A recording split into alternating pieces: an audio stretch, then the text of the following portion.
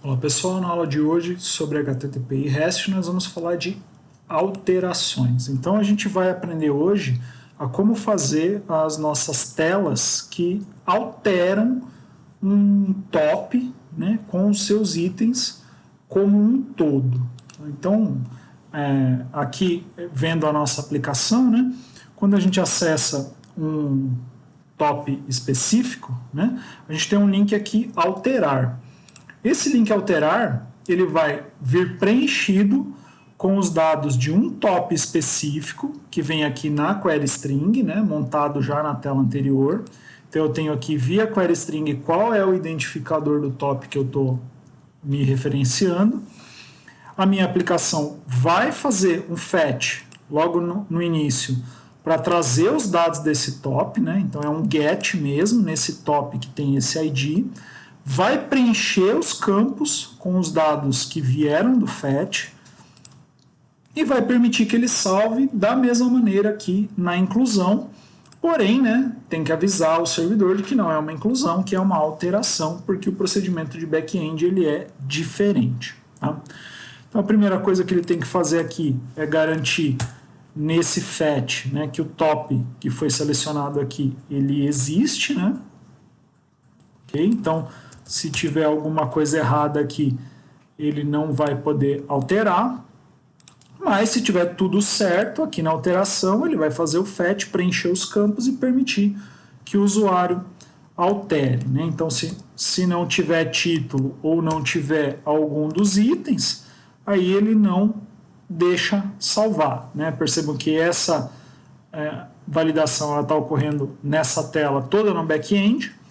Quando há algum problema, o resultado é 400, bad request, ok? É esse resultado que a gente retorna.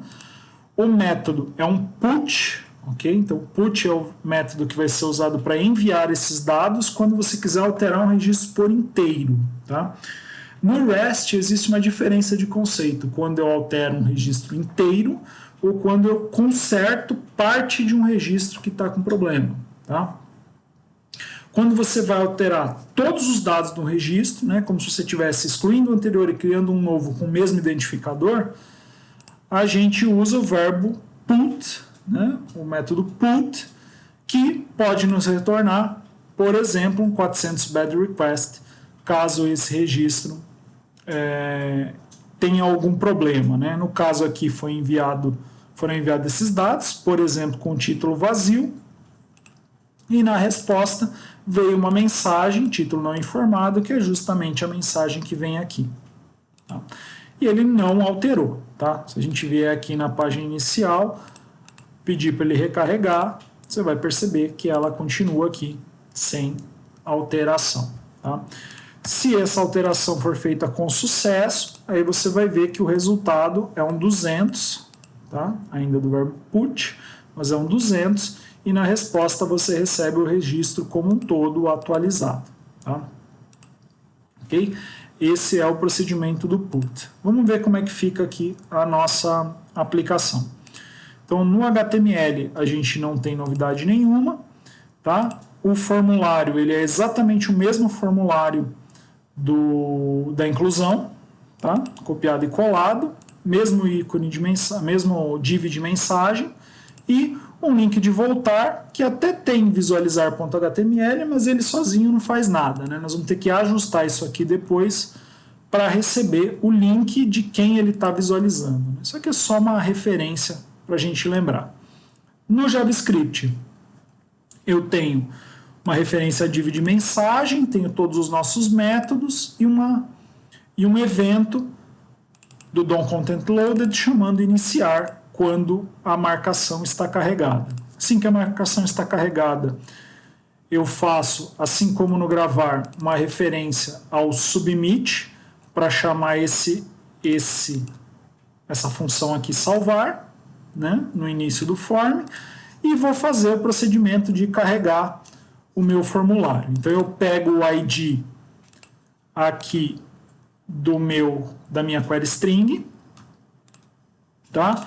E olho, se ela não existir, eu, além de exibir a mensagem em um top a alterar, eu excluo o meu formulário. Como? Pegando referência ao form e gravando o HTML dele como vazio. Então é isso que vai fazer, caso o meu top esteja vazio, ele excluir o formulário. Ok? Tá? É isto aqui que vai fazer isto. Tá? Mas, se eu tiver um ID, aí ele pode começar o meu fetch. Né? Coloca uma mensagem de carregando, faz o fetch usando get mesmo, porque ele quer buscar os dados desse top para poder preencher o formulário. Então ele vai fazer um tradicional mesmo, um get, né, no recurso, no top em si, em um top específico.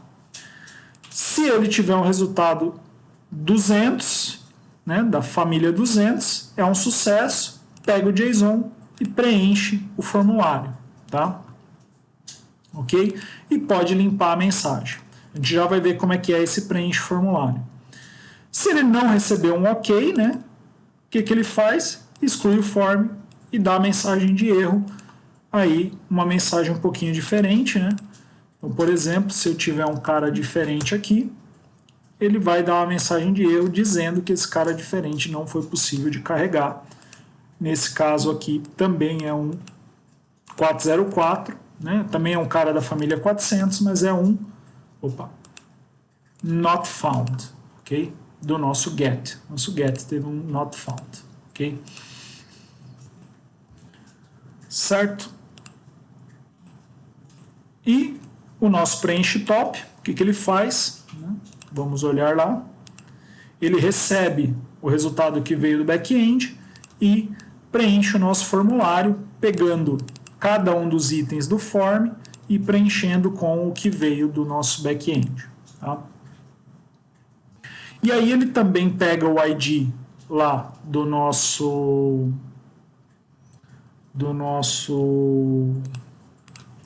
query string, mas também poderia pegar do back-end, não tem problema, dá na mesma,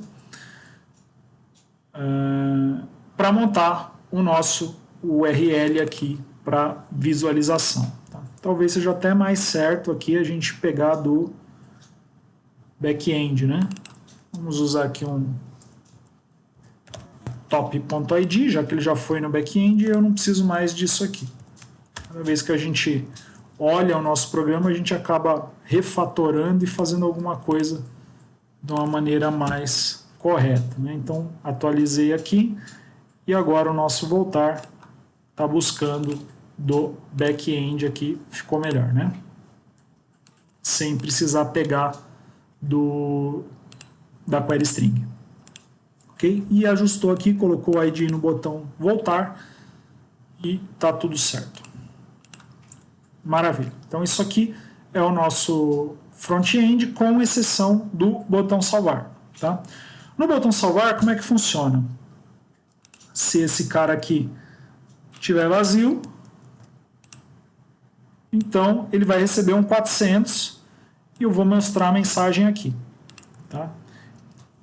Qualquer situação inválida. Qualquer situação válida, ele vai receber um 200 e eu só vou avisar que foi salvo com sucesso. Então vamos ver como é que ficou aqui o botão salvar. Ele vai usar o prevent default, porque é um submit de form, né? Eu não quero que ele submeta da maneira padrão. Pega o ID lá da query string, porque ele ainda não tem de outro lugar, só tem de lá. E ele vai montar o objeto para ser enviado da mesma maneira que ele montava na criação, né? no insert, no incluir. Com a diferença que agora ele também sabe o ID. Tá? Então ele vai usar o ID aqui da query string para montar o objeto de envio que ele não fazia lá na inclusão, porque a gente não podia mandar o ID. Aqui a gente vai mandar o ID tanto dentro do objeto quanto na rota. Tá? Então quer dizer que lá no back-end a gente vai ter que garantir que esse ID que veio aqui na rota é o mesmo ID que veio dentro do objeto. Tá? Porque se isso aqui for diferente, a gente está com uma chamada inválida. Tá? Então a gente tem que lembrar de fazer essa verificação lá no back-end. E aí ele dá uma mensagem de salvando e faz a chamada fetch, né, de um URL com as opções. O URL é o URL de um top, não de uma lista, né? Porque se eu estou alterando, eu estou alterando um cara e não a lista inteira. Então eu passo o URL de um item e passo o método put. Né? O verbo que eu vou enviar é o verbo put. Assim como na inserção, se eu vou mandar alterar, eu tenho que mandar os dados, esses dados vão no body, tá? Convertidos em string, e eu tenho que dizer no meu header qual é o tipo de conteúdo que eu estou enviando, dizendo que eu estou enviando um JSON. Tá? Isso aqui é obrigatório se eu estou fazendo put ou se eu estou fazendo post quando eu envio JSON. Tá? Então, eu pego essas opções aqui, configuradas, mais o URL e faço o fetch. Feito o fetch, eu tenho a opção de ter a resposta ok ou não ok. No caso de ok, o que eu preciso fazer? Meus dados já estão todos na tela, né? Então, só preciso dizer que foi salvo com sucesso. Então, a única coisa que eu vou fazer, não vou nem ler o resultado. Se a resposta foi da família 200, eu digo que foi salvo com sucesso e não faço mais nada. Se ele não foi da família 200, então quer dizer que teve um problema, né? O que eu faço? Pego o JSON do resultado para poder pegar a mensagem. Então, quando eu tenho problema no salvamento, eu tenho aqui na minha resposta a minha mensagem.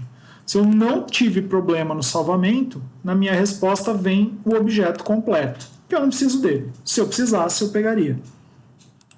Tá? E tanto no erro quanto no sucesso, eu enviei todos os dados com o meu application JSON passado aqui no content e o meu verbo put. Tá? Então, aqui no meu front-end, é isso aqui, não tem muito segredo também para quem já fez todo o restante. No meu back-end, a gente vai ter uma situação interessante aqui no put. Né? Então eu quero a URL igualzinha a do get e a do delete, né? URL de um objeto, e eu quero que o meu top, né? O meu conteúdo todo venha no body, e que o método seja put.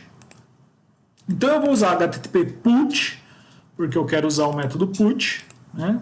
O método put ele é usado toda vez que eu vou sobrescrever meu objeto como inteiro. Recebo um novo e gravo ele inteiro em vez do anterior. Né? Vou fazer uma alteração no registro como um todo. Né? Ou uma alteração grande no registro como um todo ou quase todo. E eu vou receber na rota o meu ID e vou receber também no corpo do texto o meu top. Então, quando eu quero receber o ID na rota, é igual a gente fez lá no delete ou a gente fez no get. Então, olha aqui no delete, ó, meu ID na rota, ele vem depois no parâmetro aqui com o mesmo nome. Então, no put a gente tem essa mesma situação, né? O ID na rota e o parâmetro do ID. E no corpo vai ser igual a gente fez no post. Então lembra que o post ele não tinha rota, mas ele tinha aqui o meu corpo. Como é que a gente fazia no corpo? Colocava o objeto aqui no parâmetro. Então no put, né, no salvamento, a gente tem uma mescla. Né? A gente tem tanto o ID na rota quanto o corpo do texto contendo o objeto completo. Tá? Ok? Mas a regra de formação é a mesma. Então vamos ver como é que fica esse método. Primeira coisa que a gente tem que validar é se o ID que veio na rota bate com o ID que veio dentro do top. Tá? Então eu olho se isso aqui bateu. Se ele não bateu, tem coisa errada. Tendo coisa errada, eu retorno um 400, bad request. Okay? Erro do usuário, você me mandou uma coisa que não deveria. Então eu retorno um bad request e mando um objeto, pode ser anônimo mesmo, que tem uma mensagem para eu poder capturar lá no meu front-end e mostrar para o meu usuário. Tá? Ok? E já fiz essa primeira validação. Sendo que os IDs bateram, eu já posso ir no banco buscar esse cara. Igualzinho no get. Tá? Então eu vou lá no banco e vou procurar esse cara. esse cara não existir, eu vou retornar um outro erro da família 400, que é o not found, igualzinho na busca. Tá? Então, se o dado que enviou estava inconsistente, eu retorno um 400 bad request. Se estava consistente, mas esse cara não existe no banco para eu alterar, eu retorno um not found. Ok? Isso aqui faz parte da convenção do REST. Tá? E estava ok, existe no banco, agora eu quero efetivar a alteração. Mas antes de efetivar a alteração, eu tenho que ver se os dados são válidos. Então eu vou chamar aquele mesmo método de validação que eu já criei para inclusão e ver se tiver alguma mensagem de erro, eu vou retornar também um bad request, que os dados que vieram de lá não são válidos, não estão ok. Então retorno um bad request, só que a mensagem vai ser a mensagem que veio da validação. E aí, se não tiver erro da validação, eu já posso efetuar a minha alteração. Tá? A minha alteração, eu vou alterar o título, a partir do que foi encontrado aqui, né? Eu vou alterar o título, mas eu não quero alterar as curtidas. Percebe? Eu não quero perder as curtidas. Para não perder as curtidas, eu tenho que fazer a minha alteração toda na mão, né? Eu não posso pegar o meu top aqui e substituir pelo top que veio, como a gente fazia na inclusão, né? Aqui na alteração eu vou ter que alterar campo por campo, manualmente. Por quê? Porque eu não quero perder as curtidas, tá? Então eu vou fazer uma lógica aqui de alterar o título e para cada um dos meus itens alterar o nome, tá? Na posição equivalente. Então uma lógicazinha só para alterar o título e os nomes, tá? Depois vocês podem olhar com calma aqui o que foi feito para entender como é que eu alterei só o título e os nomes. E aí eu salvo as alterações, tá? E aí eu consigo preservar as minhas curtidas, os números de curtidas. E aí, não dando nenhum erro, eu retorno um ok com o valor atualizado do meu top, mantendo os números de curtidas, ok? Então percebam aqui que para o verbo put, eu posso retornar um bad request, caso os dados que vieram estejam inconsistentes, seja porque o ID não bate, ou seja porque não passou na validação. Um 404, caso o ID esteja ok, mas ele não exista no banco. E um 200, caso tudo esteja correto. E também um 500, caso dê erro no salvamento, mas isso é automático. O próprio ASP.NET faz para a gente. Tá? E aí a gente consegue ver todas essas situações, né? Por exemplo, se eu apagar isso aqui e tentar salvar, ele dá um bad request. Os dados não foram bacanas. Se eu salvar, correto, ele me dá o 200. E o 404 a gente só conseguiria simular numa ferramenta, né? Aqui na nossa aplicação a gente não consegue simular, porque o ID é sempre válido. Tá? Mas se você chamar com ID inválido aqui, ele vai te retornar um 404. E aí ele não vai conseguir fazer o salvamento. Tá? A nossa aplicação está fazendo direitinho lá. Okay? E é importante a gente entender também que quando veio um 200, veio o objeto inteiro. E quando veio alguma coisa da família 400, eu mandei só a mensagem para o nosso front-end, e isso é suficiente para que a gente exiba ela aqui de erro ou de sucesso. Tá? E o que falta agora para a gente é fazer as alterações das curtidas, mas a gente não vai fazer isso nesse vídeo porque existe um detalhe aqui para as curtidas e a gente vai ver isso na nossa próxima aula.